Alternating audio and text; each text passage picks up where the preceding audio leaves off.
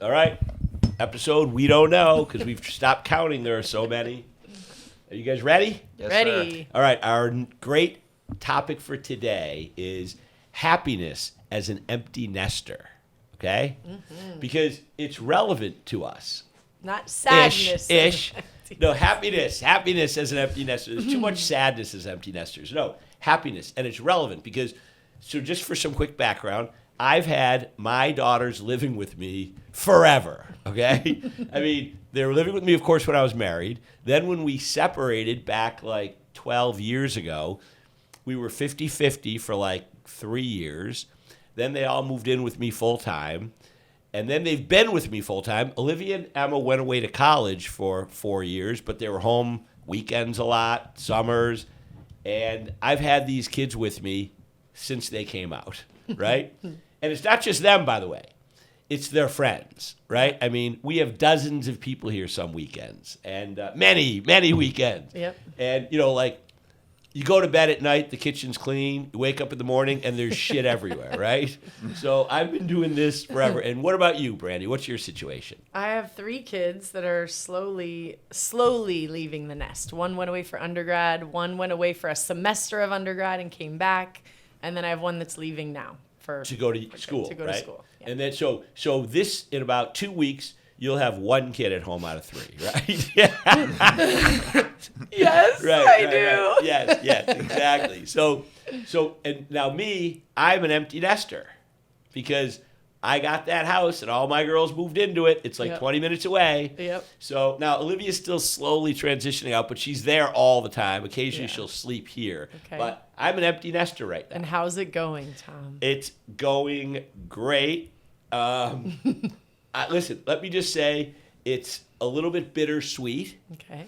because I like the activity, Yeah. right? I mean, I grew up in a household where everybody was at our house all the time. And my family's philosophy was there's always room for one more, Yep. and there was always one more, Yeah. right? So I love the activity. I've always loved being a big part of my kids' lives, as you know. But I got to say, it's quiet. It's clean. I mean, I have a very small footprint in the house. Yeah. They have a huge footprint in the house, Yeah. right? I go to bed at night, and the house is the same when I wake up in the morning, right? So it's pretty cool. So Right. I like it so far. If you put something away, it stays away, right? At the same time, well, I was about to say, if I don't pick something up, it never gets picked up, but it was the same before because there was Sure. no way that something would be out and one of my kids would pick it up. Oh, let me take that back.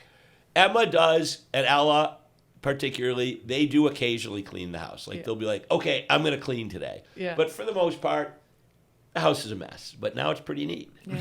So, but the thing about being an empty nester is, so I've met a lot of empty nesters, and it's stunning. They just go into this shock place, right? It's as if they didn't know it was going to happen. And they do kinds of crazy things. And Chris, you mentioned like kind of a little bit of an example of what the craziness of an empty nester today, Well, just a few yeah, minutes ago. My friend, he's 50 years old. He still lives with his son. His son is, 20 or something. And he talks about moving out, traveling, and he's like, I'm going to go with you. You're right. Like, the kid wants you to go with him, right? The Yeah. kid wants to go on his hero's journey, right? On your own with your dad, right? Like, oh, Dad, could you go on my hero's journey with me? Yeah. So It feels like there's almost two different polarizing sides. You either let the kids go, sell your house, move to a small house, and they never want to come back, or you never want to let them go. Yeah. Right? And it seems like the healthiest way would be somewhere in the middle. somewhere in the middle, right? Well, we have the one friend who was saying that she wanted to. Her kid was going to go to school in the Carolinas, and she was going to get a house there. Yeah. Right near the school. And I said, no, he doesn't want that. No. He wants, because here's the thing. As parents, we get used to our kids being around, and we feel like that's good, right? Mm-hmm. But kids have to grow up. They have to move out. It's like natural. Yep. You got to move out, and it's going to happen. You're Yep. going to move out. So as parents, we need to be ready for that. Yeah. And you did that quick search on ChatGPT about. I did. Hold on, let me pull it up. And basically it was, I think one of the answers was, basically it was, start new careers, new hobbies, and things like that. Rediscover or reinvent your passions. Yeah. I like that. Rediscover, reinvent your passions. But here's the problem that I have with that. Okay. It's almost like what our overseer ChatGPT is saying is our overlord. our overlord ChatGPT is saying, they're basically saying, big shift when your kids exit, right? There's like this massive shift, but it doesn't have to be, because we know it's coming, right? The moment you have a child, you know that one way or the other, they're going to be out of your life. Either you die, they die, or more naturally, they move out, right? And we want them to move out because as bittersweet as it is, because it's not that you want them to stay with you forever, it's the nostalgia, or it's the new chapter, right? Mm-hmm. People get upset about the new chapter in their life. It's not like people would say, oh my God, I want my kids, except your friend, I want my kids living with me until they're 50. That would be weird, right? I do think there's people that would prefer that, though. Yeah. I think there's a lot more people than you would imagine. I know for him, it's because his son gives him purpose. Yeah. Yes, exactly. His son gives him purpose. So what I'm thinking is, what people have to do, us too, by the way, not me, because I'm a long-time empty nester, at least 4 weeks now. To be continued. Right. Yeah, I'll be crying in 3 weeks. No, but the thing is, take the podcast down. Yeah. I don't even want to look at it. Right. So it's the pillars of happiness, and they apply wherever you are in life. But I would say you need to anticipate they're leaving. At some point, they're leaving. But people get so wrapped up in their kids that they don't have a life outside of their kids, right? Yeah. And it becomes everything to them. Their self-esteem is wrapped up in not only them being a parent, but the accomplishments of their kids, right? We see this with sports parents a lot, right? Yeah. You've seen it. You've coached forever, right? Yes. Where, remember that one person, don't mention any names, but we ran into him at that restaurant? Yes. And you said, hey, how's your daughter doing in school, in swimming? Because you coached her when she was younger. I just asked how the daughter's doing. How the daughter's doing, How's she doing? Right. And he was like, oh, her times are just not good. And I said to you after, how old is the kid? He said like 18. Yeah. This is an 18-year-old, and the dad is still super angry and upset about the fact that her times aren't good in swimming at 18, right? And remember that one person that we ran into the other day on when we were walking around? Oh, yes. And you asked her, because you had coached her kid once, right? Yeah. And she's immediately saying, oh, she had a big scholarship to this one school, or he had a big scholarship to this one school, but the coach left, and now he's at, like, some state school. Mm-hmm. It was almost like she was personally making excuses for why he wasn't great. Yeah. He was only good at swimming. Right. It's not as a person. It was at swimming, right? Right. It's because there's this whole thing where that becomes our lives as parents. And to me, that's the fear factor. Yeah, there's this, there's a pie chart, right, of your life, and how much of your life are you a mother, a daughter, a friend, an employee, a boss. And I think somewhere along the way for a lot of parents, men and women, the piece that is mother of their children is more than 50% of who they are. Their self-identity. Who they are. I like the way you put that. Yeah. It's more of who they are, right? Mm-hmm. You become that. Yeah. You become a mom or a dad. That's what you become. Now, don't get me wrong. I'm a big fan of being a great parent for your kids, right? Mm-hmm. Yeah. I've been working very hard to be a great parent to my kids. Yeah. But the reason I'm not crushed, in fact, I'm kind of happy over being an empty nester, is because all these years, I've been dedicated. You know that. I've been committed to my kids, but I've also been building other things all these years, you know? Mm-hmm. And the 4 pillars of happiness, right? At least we believe, we've talked about this. Number 1, health. That's physical and mental health. If you have that, that's a big plus in your happiness category. Number 2 is financial stability. Yep. So let's call it health and wealth. I'm not saying you have to be wealthy. You just have to be financially stable because money can't buy you happiness, but lack of money can buy you misery, right? I mean, if you're a miserable person, you can have billions and it won't make you happier. And I've known people like that. Yep. But if you're happy, not being able to pay your bills can make you miserable, right? Stress. So there's financial, there's the health, there's the health, financial stability, there is the relationships. Now, you got relationships in your life. Those are very important, whether they're romantic partnerships, family members, friends. You need relationships in life. And then the fourth thing is your passions in life, right? Your hobbies, things that fulfill you. And that could be your career, by the way. Yeah. Career could be fulfilling, although that creates another problem with another podcast, which is in retirement, right? but I think part of the problem is that people take that relationship and hobby and they turn both their relationships and their hobbies to their children. That's what I'm getting at. You're right, exactly. Like vicariously living through. Yeah, because who are your relationships? Oh, my kids. Okay. What are your hobbies and passions? My kids. Right. Yeah. Now, two of the pillars, two of the legs of the chair of happiness are your children, right? Yep. So if you could have hobbies and passions that have nothing to do with your kids, relationships that have nothing to do with your kids, when those two things go away, you won't be destroyed.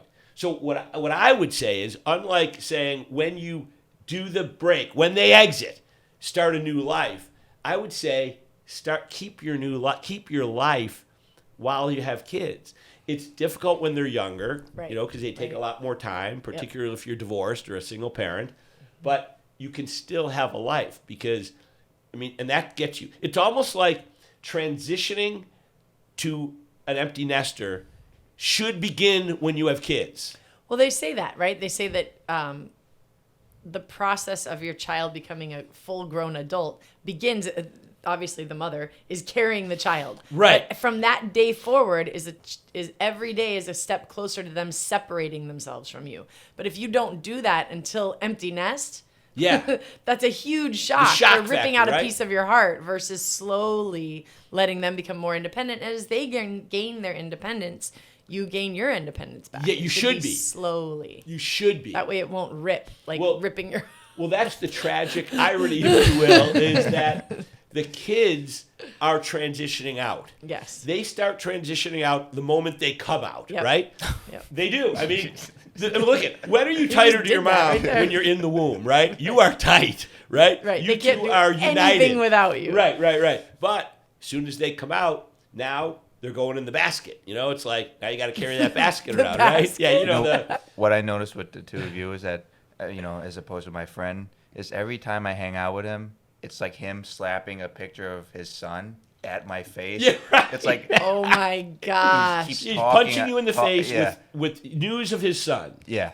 But, it's like about the two of you, it's about what's going on in your lives. Not as much what's going on in your kids' lives. Right. And that's a big thing, Chris. It starts there. It's like, someone's in trouble when every time you see them, they talk about their kids all the time. Yeah. They're in trouble because it's who they are. Right. And to me, it's, okay, the kids are transitioning out from the day they come out of the womb. Yep. Don't get me wrong, the first 10 years they're not transitioning that hard. Yeah, but they're breathing on their own. They're breathing on their own. Yeah, you're right. You're eating and breathing on their own. That's the first step of the transition. Is they're doing it separately. You're feeding them, but still. But at least it goes from passive to active, right? Now you're feeding them. And first 8-10 years, you can't have them out getting a paper route right away. Although I think I had one at 9. But those were different days, right? But then they start getting friends. They're separating more. Now, some people don't get the message in their brain that this means I need to be separating a little more. I'm not saying abandon your kids at all, but then they get to their early teens. Now they have social lives, Let them have their social lives, and you start building a social life. Well, right? not only let them, but encourage them. Yes. And lead by example, right? You're right.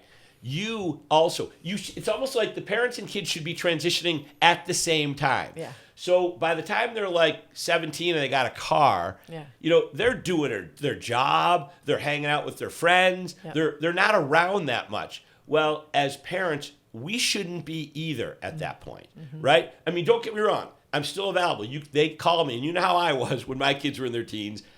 I'm running stairs at the University of Buffalo, and I get a phone call that my daughter's at the security tent at a party on a Thursday night. I got to run now to my car, race out there and get her. But I'm running stairs, right?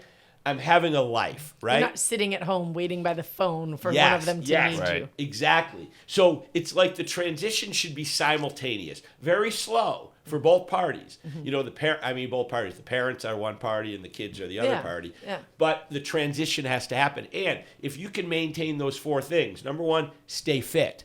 You know, you see some people, they've just let themselves totally go because all they are is a parent. They have nothing else. They self-sacrifice everything, including right? their health. Yeah. Which, by the way, we got to sacrifice for our kids. You know, I had no social life for several years, but I realized though that I got to have a life, right? And you can do both. So you got to be healthy, stay fit, so that when the big jump occurs, even if you transition slowly, you know, every day it's a little more and more. There's still going to be a bit of a jump when they empty, right? When you are empty nest. I mean. Right? Yeah, don't cry. Stop saying that word. Don't cry. So, and by the way, I know this. You might do a little crying. A little. I'm But just an emotional human. Right. No. But I'm saying the thing that you've been doing forever is having a life. Right? I mean, you've had hobbies. Yeah. You were a bike racer. You know, you love the swimming stuff. You teach, you coach. You know, you have a job, you got your real estate thing, which is very busy. So you're doing, to me, what you should be doing, right? Yeah. Transitioning as they're transitioning. Right. And then the other thing is the finances. Remember we were saying you don't want to be broke in this world. Being broke is a crappy place to be, right? Yeah. I mean, it's like, again, you can be a super happy person, but if you can't pay your bills, it will stress you to death. Or spend your money on things that add joy to your life, right? You need a little bit be judicious about it. Yeah. You know how we are with our eating program now? Yeah. How we've mostly given up added sugar, mostly given up bread. Except for that coconut cream pie last night, which was good. That was so good. But the point is, we're very judicious now. Like ever since we started this program on September 4th, 2024, I have not eaten a candy bar. And I used to eat at least one, either a Twix, a Kit Kat, or both every day of my life before we got on this. And that was, you know, and donuts and like all kinds of stuff. Now we're super judicious. Like I did have a couple bites of that coconut cream pie and it was good. And I wish I had some right now. But I wouldn't have eaten it if it wasn't really good. Right? And that's how it should be with your spending. Yep. Don't waste money. Yeah. Right? Because what's the expression? A penny saved is a penny earned? Yep. That's so true. Because it doesn't matter really how much you make, it's how much you keep. Yeah. And if you have reserves in your life, in your 401k, in your whatever your assets are, it will make you avoid misery. I'm not saying it will make you happy because, again, I've met too many people who are very wealthy and are miserable. Yeah. But they were miserable before they were wealthy, right? Right. But I've also met too many people who are stressed to death because they don't have any money and you got to have money in this world, right? Well, and we've talked a little bit about the idea of being your child's, I'll steal it from Dr. Phil, being your child's safe place to fall. Yeah. Financial health and independence allows for that too, right? So if you spend all your money taking your kids to travel softball and travel baseball and aren't saving or having some kind of income for yourself. Costa Rica and then your kid, St. Thomas and, you know. Right. Yeah. Then your kid transitions out and they might need you financially for something and you've spent it all on, you know, trying to make their life healthy and safe early. You've got to save some for yourself because they're going to need you later. Bigger kids, bigger problems, right? Yes. They're going to hit their 20s and they're going to need financial help. And they need to be able to come back to ask for that. And that's part of the transition, right? That's part of the transition is you want to have financial stability because by the way, you too. It's not just that they might need you. You have to stand on your own 2 feet, right? And you as a mom who wants to take care of her kids, right? I'm not making their sandwiches every day, and I'm not like paying all of their bills you do every sometimes. day. But if they need for something, I want them to be able to come back to me and not have to have myself take out a home equity line of credit to help my kid. And now you're even more miserable. Right. Now, not only you are an empty nester and gosh. sad, and your lower lip is like going and doing that thing you do, but also you're broke. Right. So now you're sad about that too. Right. Take care of yourself. You're out of shape. Right. Because you haven't been exercising and gosh. staying fit and eating right, right? You've got to And, oh, by the way, you also have no friends because your only friends were the people that were connected to your kids, right? Because that happens too, right? And the coconut cream pie. And the coconut cream. That was a good friend last night. But so that's the other thing is, because, there's a thing that happens when your kids are in sports. You get to know all the parents, right? Yep. But then the kids are out of sports. Yep. Or they're not so excited about it anymore. And you don't go to the games anymore. And you don't see those parents anymore. Yep. And all of a sudden it's like, man, my whole social life was my kids and the friends and their parents. Yeah. So it's kind of like saying to yourself, you have to have a life outside of your kids throughout your life. Yeah. There is no time when you should not have a life outside of your kids. Right. You need passions and projects and initiatives and a career, right? Now, some people stay home while their kids are being raised, and that's perfectly fine. But it doesn't mean that you can't be like working on some side hustles, right? Totally. It doesn't mean you can't have your passions, right? And also, it doesn't mean you can't keep building relationships, I right? agree. Because Yep. I'd say if I were guilty of anything, it would be relationships. Because I spent my whole life was my kids, who took a lot of time, and my job, because I have a career that's been super busy, right, throughout my life. But that's actually a good thing because I still have it, right? Yeah. Kids are gone, but I still have my career. Yep. And the other thing I've always done is pursued my passion projects because I can't control myself, right? I'm a writer. I write books for fun. I get thrilled by it for some reason, right? Yeah. So I've always done that while they were growing up too. So it's kind of made it so that this transition out is not that big of a deal for me, But it takes a plan. It's a lifetime, right? The moment you have kids up here, you should be transitioning out. Right. What does it look like after kids? What do I want my life to look like after kids, and how can I hold on to a piece of that? Right, but again, it's not saying don't focus on your kids. No, because no. they need you. Oh, yeah. They need dedicated parents, and I'm a massive advocate for dedicated parents. In fact, I look around at the world at crime, and I always think a lot of crime is because of absent parents. I'm not saying all. I mean, you could be the greatest parent in the world and your kid becomes a drug addict, and that happens all the time. Or they become a thief, or they go through mental issues or emotional issues. It happens. I've seen it. The best neighborhoods, the worst neighborhoods, you have good parents who are raising people who are committing crimes. Yep. But if you look at the stats, I'll bet you the absent parenting is a big reason kids kind of stray on their own at too young of an age. Yeah. So I'm a big parenting advocate, but we got to have a life. Yes. And it sounds a little cold to say I'm going to start transitioning out the moment they come out, but it's real, right? Because how much longer do you have of a life after your kids are gone? I mean, you more than others because you started so young, right? I mean, this smoking hot woman right here, Chris, you might not know it, but she's only 46, and she's already getting ready to be an empty nester. I thought she was 31. Oh, I know. I told you in one of the the episodes, that's what kept me This from is not why I dating get her. up- Is I thought she was 10 years younger This is why I get up at 8 a.m. to come to a podcast. with us. But you still have, when your kids are fully out, when Colby's fully graduated in 4 years, you're still only going to be like 51. Yep. You're going to live to like 95, right?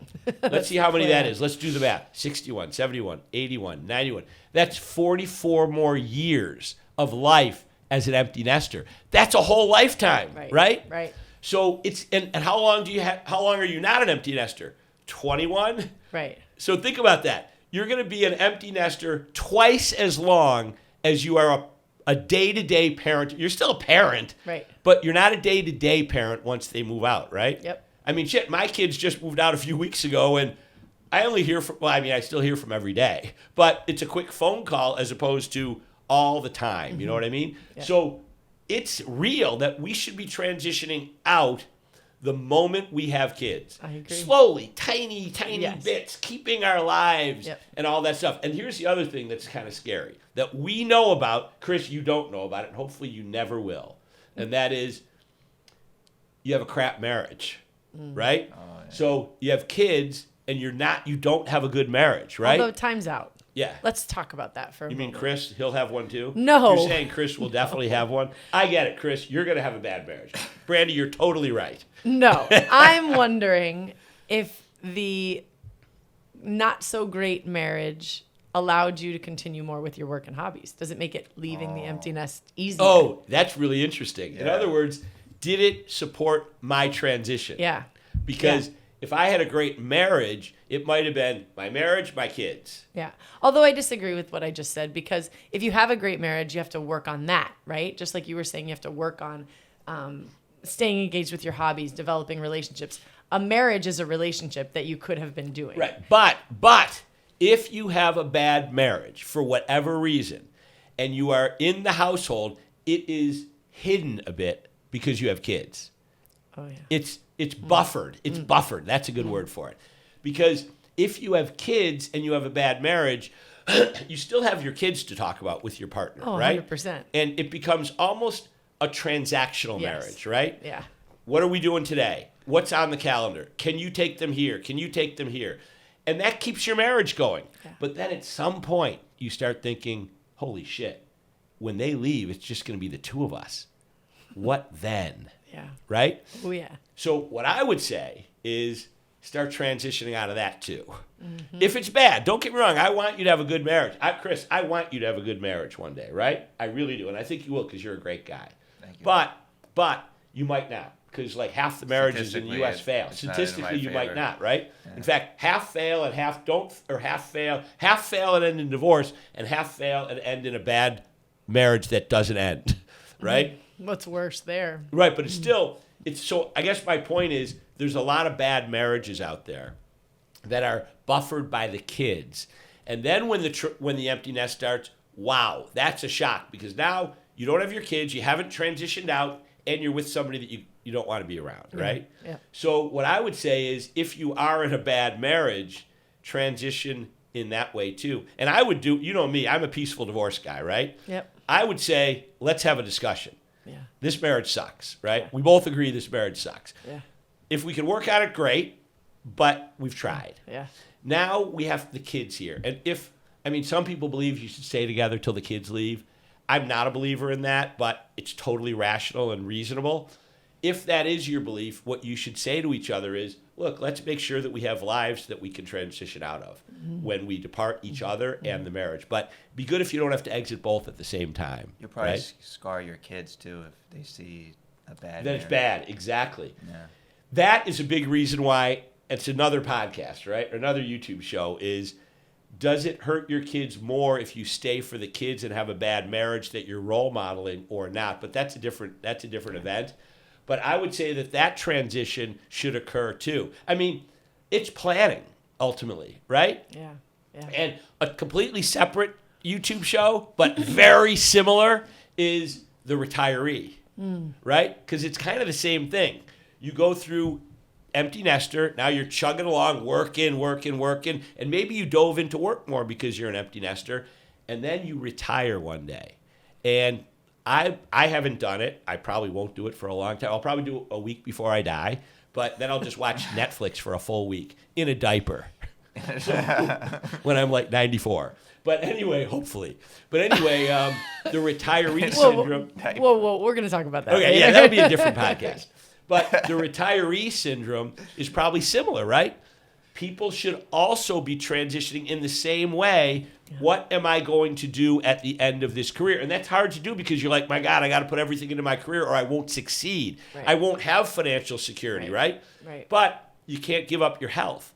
And we interact with a lot of people who are getting older but are very fit because they're fit emotionally, fit physically because they're in swimming with us, right? Yep. And some of these people, you see them. Are you yawning? No. Chris is going to cut that out. Yeah, Chris, deal with that in post.